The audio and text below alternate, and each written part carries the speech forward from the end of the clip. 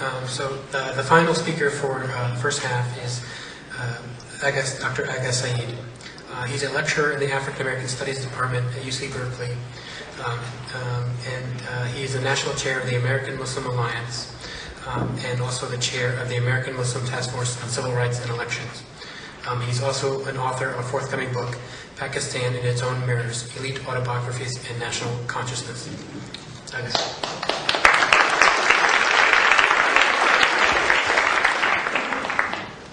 Good evening. As I sat here and listened to two mothers and then a very thoughtful speaker, or two thoughtful speakers, who gave rather impersonal view of the situation, I was reminded of a scene in Hindu scripture, Bhagavad Gita. Those of you who have read it, is the scene of war, where the saint soldier, Arjuna, is confronted by Krishna, who is God incarnate. And it's the God incarnate who calls on him to fight.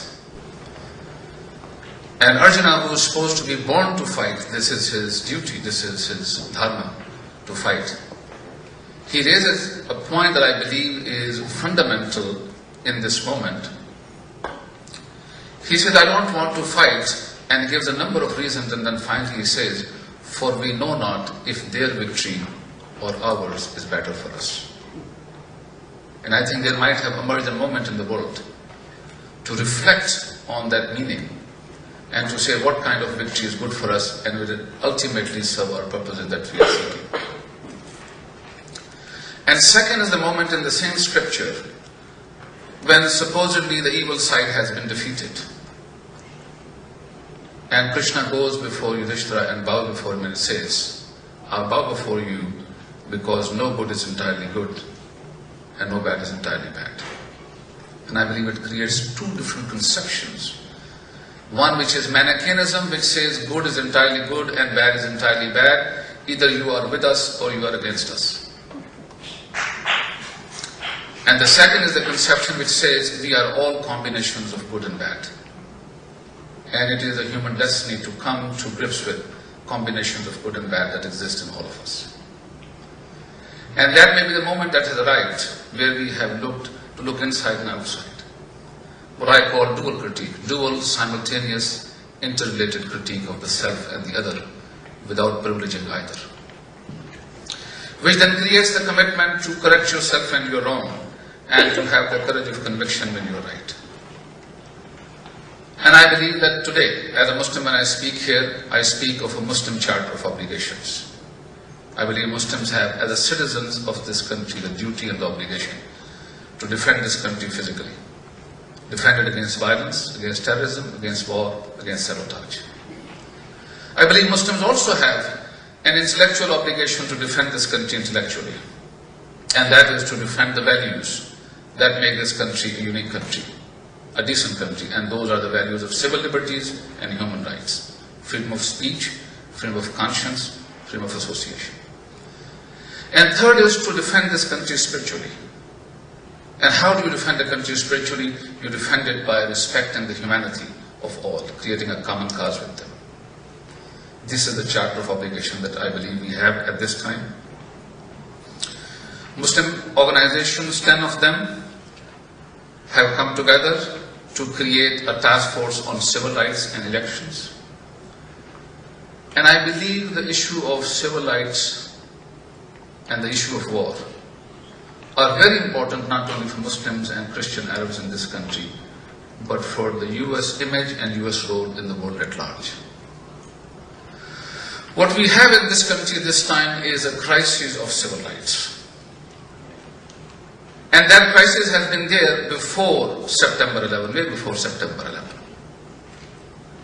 That actually started in some ways, and again I'm telling the story from the middle, it started in some ways with the law passed in 1996, Anti-Terrorism and Effective Death Penalty Act of 1996, which among other provisions had a secret evidence provision, which said if you are not a citizen of the United States, you can be tried in a court of law without evidence being shown to you or to your lawyer.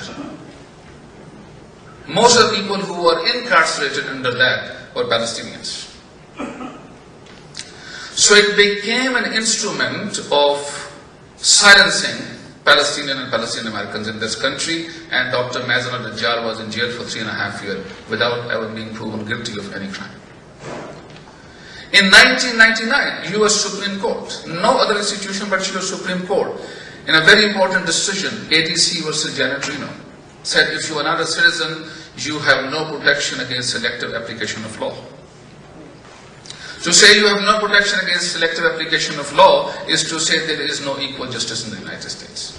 Different people can be tried differently with different kind of punishments. And then of course came the USA Patriot Act.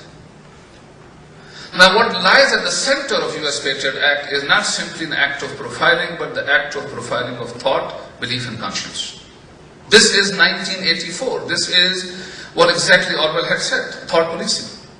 And how is that thought policing taking place? I'll give you concrete examples. Person coming out of a mosque in Orlando, Florida is stopped very much on the property of the mosque itself in the parking lot, and the FBI official says, I would like to know, what did you pray today? And what was your priest sermon? What was the imam sermon?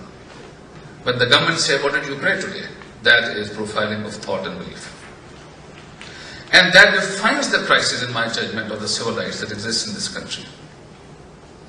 Now, we have been engaged in a dialogue with the Democratic Party, and so far we have failed to hear from them a clear answer on the issue of civil rights. If you go to the Democratic Party's website, it says a document something to the effect, says building bridges to the Muslim American community and so on and so forth. And when it talks about the USA Patriot Act, it says John Edwards and John Kerry support most aspects of the USA Patriot Act. So we want to ask the very specific questions because we don't want to be in this vague, hazy area. What we want to know is what is their position on due process, what is their position on equal justice, most importantly, what's their position on no ex post facto laws, no secret evidence, no secret proceedings, instituting habeas corpus, presumption of innocence till proven guilty in a court of law, access to a lawyer, and the confidentiality of communication between the lawyer and the accused person.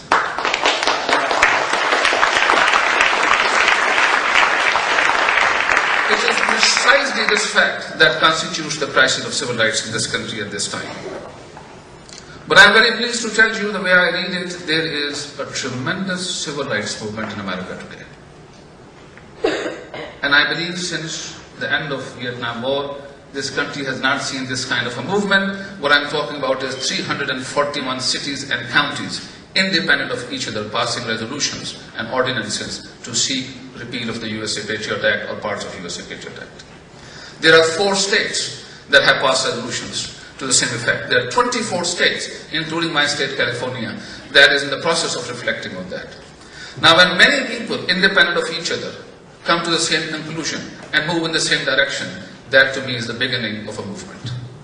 What we have in this country today is a genuine grassroots civil rights movement. What we are lacking is a national figure or a national entity, more than a figure, an institution that could give it national expression and national coherence. I was hoping Mr. Rolf Nader will be here at this time so I could challenge him to that effect, but that will have to be next week when I see him in Chicago. So what we see here right now is the need, and I am proposing a partisan thing, that is a need to connect the issue of civil rights with elections. Because I believe elections, among other things, are a process in which larger issues can be brought to public attention and one could proceed in the direction of finding solutions for that.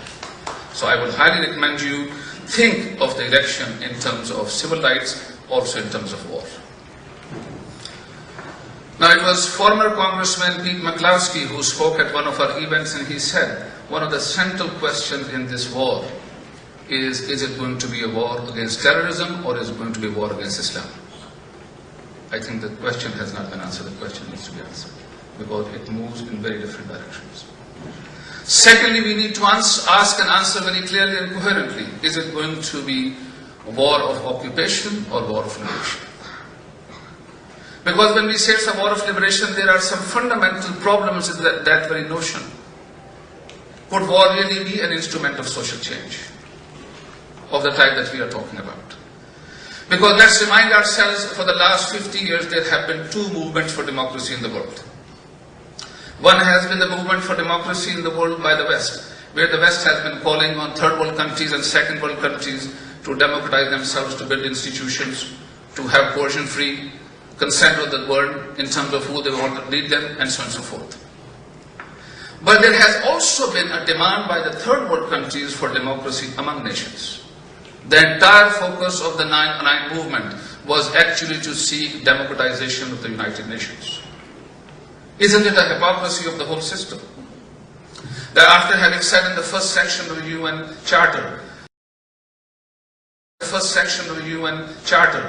that this organization is being created to save succeeding generations from scourge of war, to ensure the dignity of the human individual, and to ensure sovereign equality, the same documents then proceeds to give 5 nations the right to veto. Where is sovereign equality if 5 nations have the right to veto? So there are 2 movements in the world for democracy. One democracy inside the nations and one democracy among the nations. What we would like to see at the beginning of the 21st century, not only that Iraq should become democratic, but the US should also become democratic in terms of its relationship with the rest of the world.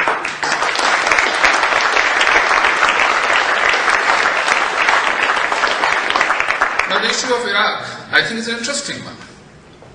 Because when Saddam Hussein, who was clearly a thug and a dictator, when he was ruling that country, less than 2% of the people of his country were involved with the governance of Iraq. When the Bush administration is ruling over that country, less than 2% of the people are involved with the governance of that country.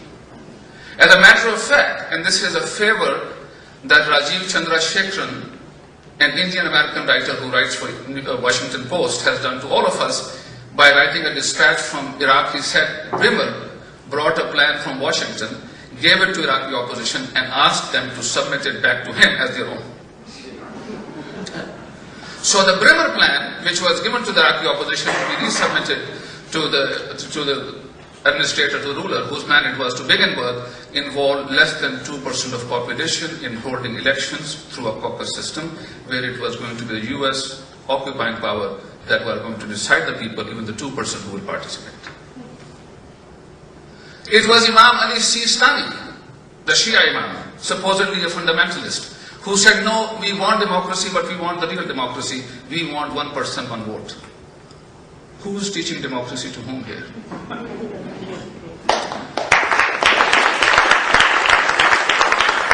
Again, it is not a fight with American ideals. It is the hypocrisy and dishonesty in maintaining those ideals. When it was Saddam Hussein ruling over the country, large contracts were given to his friends and his cronies in a non-bid contract process. When the Bush administration is ruling over Iraq, large contracts are being given in a non-bidding process to his friends and his cronies, including Halliburton, where the Vice President of the United States had a personal interest. When Saddam was ruling over that country, people were tortured in the prisons. We have heard about that.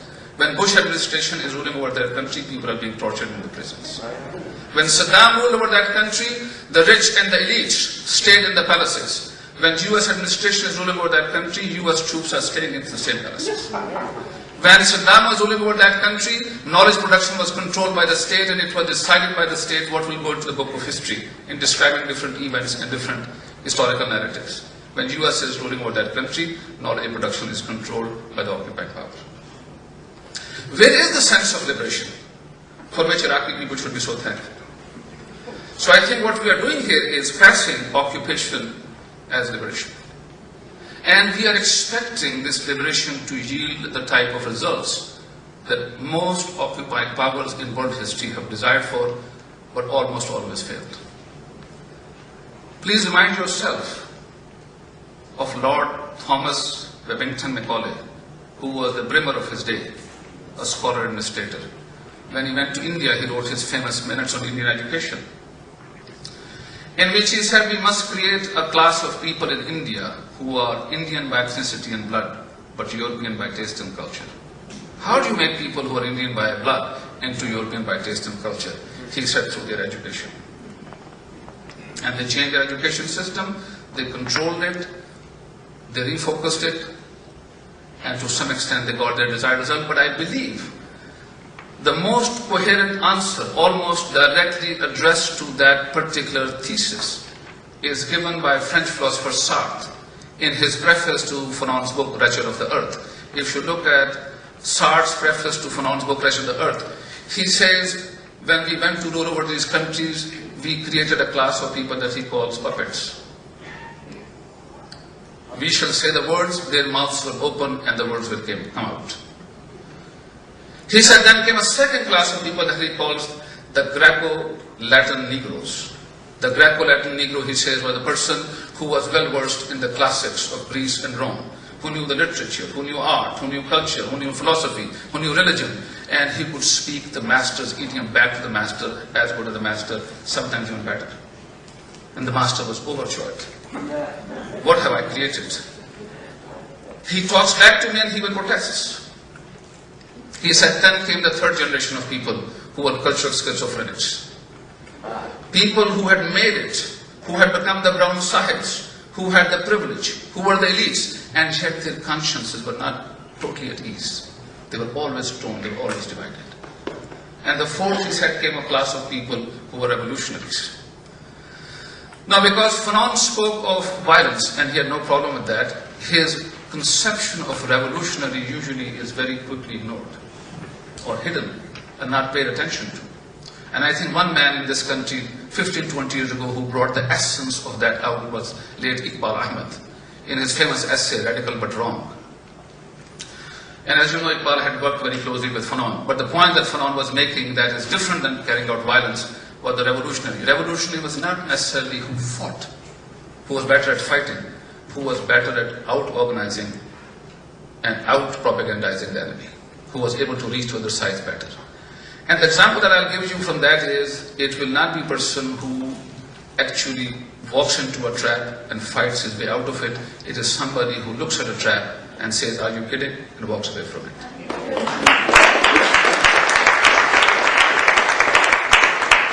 What we have in Iraq today is a resistance movement building up. Look at the language of the New York Times. It has started by calling them thugs and terrorists and Saddam loyalists and so on and so forth, all the usual cliches.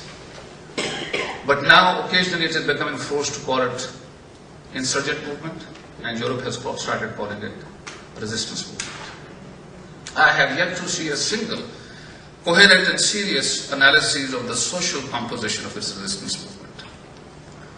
Because a central fact has not been acknowledged and will not be acknowledged because it goes against the official grain. That is, we are committing an act of occupation. Occupation by itself is violence. When you occupy people against their will, you violate their souls. When people's souls are violated, they react in violent ways. That is a central point. What we see in Iraq today is an emerging coalition of working class, of the lumpen proletariat, of the middle classes, of the secular intelligentsia, and of the religious intelligentsia. Remind yourself, when was the last time that you saw the crystallization of these forces in such a short period of time? When US was occupying Vietnam, there was another superpower, namely Soviet Union on the other side, and China, and Korea, North Korea, that helped Vietnamese fight and seek their freedom. When Afghanistan was occupied by the Soviets, it was the United States and the NATO countries and the entire Middle East and Pakistan and Bangladesh and others who supported Afghans fight the Soviets and defeat them. Today there is not a single superpower or even a regional power on the other side. But have you noticed that Iraqi people have made the country practically ungovernable for the sole superpower in the world? The central fact there is the fact of occupation. We cannot force change on other people. What I think it is still time for the United States, and that is to hold elections, transfer power, and to live with dignity and honor. It will be making maybe short-term embarrassment, but that will be a long-term gain, because if Iraqi people at the end of the day do receive a democratic government that may be anti-US in the short period, they will still always remember it as a gift of democracy from the United States. But if the US is tempted to have democracy, but a pro-American democracy, we may end up spoiling what is possible within our reach. Thank you very much.